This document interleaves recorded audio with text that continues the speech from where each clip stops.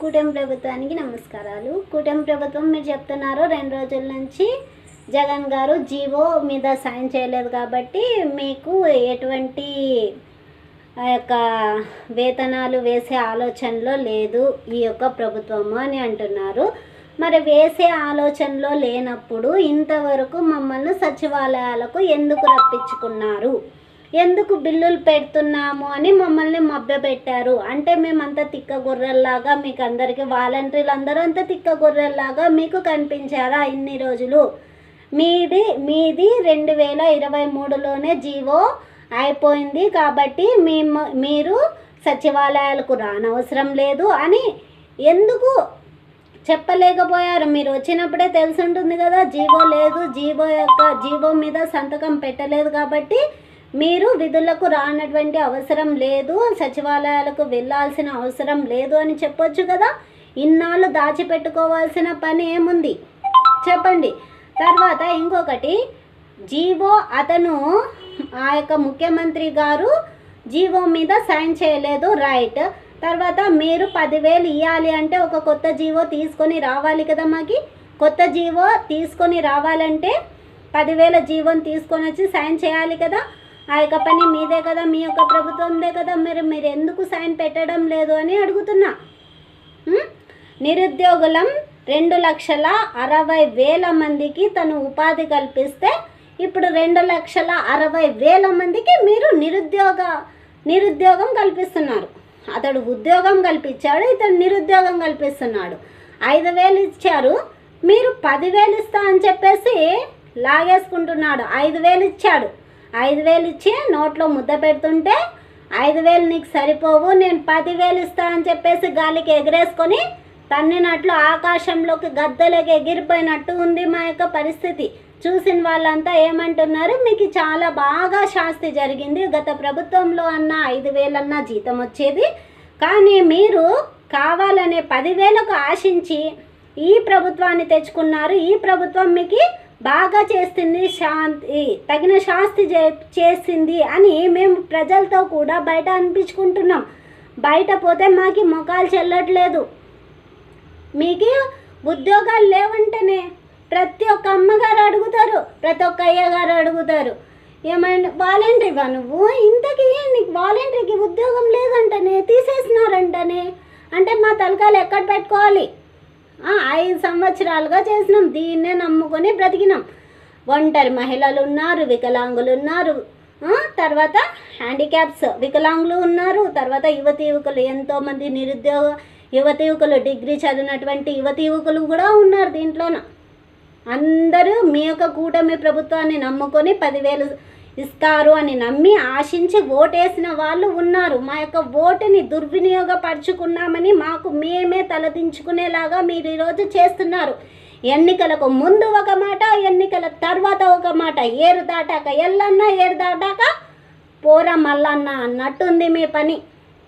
మీకు జీవో లేదు అంటే ఇప్పటి వరకు మాకు CFMSID ద్వారానే మే వరకు మాకు జీతాలు చెల్లించారు కదా.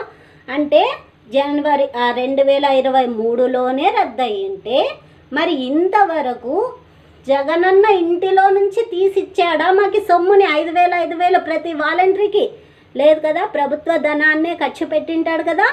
అంటే ప్రభుత్వ ధనాన్ని ఖర్చు పెట్టాలి అంటే ప్రతి ఒక్కరి సైన్ కూడా ఉండాలి కదా. ప్రతి ఒక్కరి సైన్ చేస్తేనే కదా మాకు బిల్లుల్లో నుంచి అకౌంట్లోకి వచ్చి జీతాలు పడేది. ఆ యొక్క సైన్లు ఎవరెవరైతే పెట్టింటారో వాళ్ళని పోయి లాక్కొని వచ్చి నువ్వు ఎట్లా సైన్ పెట్టావు, ఈ యొక్క జీవో లేనిదే వీళ్ళకి ఎట్లా సైన్ పెట్టడానికి నీకు హక్కు ఉంది అని చెప్పేసి వాళ్ళని నిలదీసి అడుగు నీకు ధైర్యం ఉంటే. అంతేగాని చిన్న వాళ్ళని అంటే డైరెక్ట్గా వాళ్ళని అడగకుండా కింద వచ్చి చైన్ని లాగితే ఎట్లా అవుతుంది చెప్పు? నీకు నువ్వు ఎట్లా సైన్ చేసావు, వీళ్ళకి జీవో లేదు క్యాన్సిల్ చేసి పడే అని అప్పుడే 2023లో నుంచే మాకు జీవో లేదు, చేసే రైట్ లేదని. ఇప్పుడు ఆ యొక్క సైన్ చేసిన ఆ యొక్క మంత్రి అయితే పోయింటాడులే, ముఖ్యమంత్రి పోయింటాడు, మంత్రి కింద చేసిన మంత్రులు ఉంటారు కదా, ఏమి కలెక్టర్లు ఉంటారు కదా, వాళ్ళని అడగాల్సింటివి నిలదీసి ఎట్లా సైన్ చేసినావు వీళ్ళకి, జీవో లేదే ఎట్లా సైన్ చేసినావు, వీళ్ళకి బిల్లులు ఎట్లా పెట్టినావని వాళ్ళని నిలదీసే అడుగు ఇప్పుడు. నిలదీసి అడిగి ఎట్లా వీళ్ళకి అమౌంట్లకి డబ్బులు వచ్చినాయి మే వరకు అని చెప్పి నిలదీసి అడుగు. అంతేగాని మా యొక్క పొట్టకూటిని కోసం పొట్టకూటిని కొట్టడం ఎంతవరకు సమంజసం.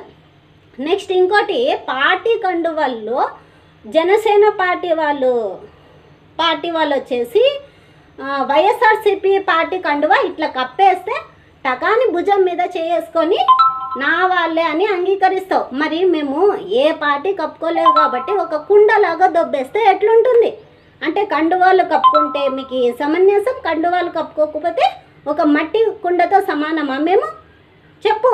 ఒక ఆడపిల్లగా అడుగుతున్నాను. ఆడపిల్లలకి ఎంతో న్యాయం చేస్తా అంటావు కదా, ఏం న్యాయం చేసావు? నాకు అలాంటి వాళ్ళకి ఏం న్యాయం చేసావు నువ్వు అడుగుతున్నా అని చెప్పు. 2,60,000 మందిలోన నీకు అనిపించిండొచ్చు పార్టీ పరంగా వీళ్ళు పనిచేశారు అని అనిపించింటే, నీవు నిజంగా తెలుసుకోవడానికి పార్టీ పరంగా పనిచేసిన వాళ్ళు ఎంతమందో, ప్రజల కోసం పనిచేసిన వాళ్ళు ఎంతమందో నీకు తెలుసుకోవడం ఒక వారంలో పని అనుకో. 2 రోజులు 3 రోజులు నువ్వు ఇంకా డిప్యూటీ సీఎం స్థాయిలో ఉన్న అతనివి నువ్వు. నీకు ఎన్ని రోజులు తలుచుకుంటే 1-2 గంటలు లేదా 2 రోజుల్లో తెలుసుకోవచ్చు ఎవరెవరి పార్టీ తరపున పనిచేశారు, ఎవరెవరు ప్రజల తరపున పనిచేశారు అని తెలుసుకోవడానికి. ప్రజల తరపున పనిచేసిన వాళ్ళని పెట్టుకో, పార్టీ తరపున పనిచేసిన వాళ్ళని పెరికి. మేము పార్టీ తరపున పనిచేయలేదు కదా, మా పొట్టకూటి కోసం పనిచేసాం. మరి దీంట్లో ఎంతోమంది గ్రాడ్యుయేట్స్ కూడా ఉన్నారు తెలుసా? మరి ఎందుకోసం మమ్మల్ని అన్యాయం. హిట్ టీవీ యాప్, ఇందులో short news, live news, entertainment shows, movies, digital magazines తో పాటు మీ జిల్లా వార్తలను కూడా ఫ్రీగా చూడొచ్చు. అంతేకాదు కేజీ నుంచి పీజీ వరకు విద్యార్థులకు స్కాలర్షిప్ కూడా అందిస్తున్నాం. ప్రతి వారం 10 మందికి లక్కీ డ్రా ద్వారా ఒక్కొక్కరికి 10,000 రూపాయలు అందిస్తున్నాం. ఇంకెందుకు ఆలస్యం, వెంటనే హిట్ టీవీ యాప్ ని డౌన్లోడ్ చేసుకుని ఫ్రీగా ఎంటర్టైన్మెంట్ పొందండి. Hit TV app. Hit TV app. Please download hit TV app. Hit TV app ని ఫ్రీగా డౌన్లోడ్ చేసుకొని ఎంజాయ్ చేయండి. మీకు నచ్చిన ఎంటర్టైన్మెంట్ కోసం హిట్ టీవీ యాప్ ని ఫ్రీగా డౌన్లోడ్ చేసుకొని ఎంజాయ్ చేయండి. హిట్ టీవీ యాప్ ని డౌన్లోడ్ చేసుకుని ఆస్వాదించండి, ఆశీర్వదించండి. ఇంతమంది సెలబ్రిటీలు హిట్ టీవీ యాప్ ని డౌన్లోడ్ చేసుకోండి అని చెప్తున్నారంటే ఎంత మంచి యాప్ ఆలోచించండి. అమెరికా అమెరికాలో చదవాలనుకునే వాళ్ళకి విశ్వసనీయమైన పేరు మన శౌర్య కన్సల్టెన్సీ. UK లో 1 year masters, UK లో 1 year masters, 2 years work permit up to 5 years visa. Contact Saurya Consultancy. Contact 89851 89851.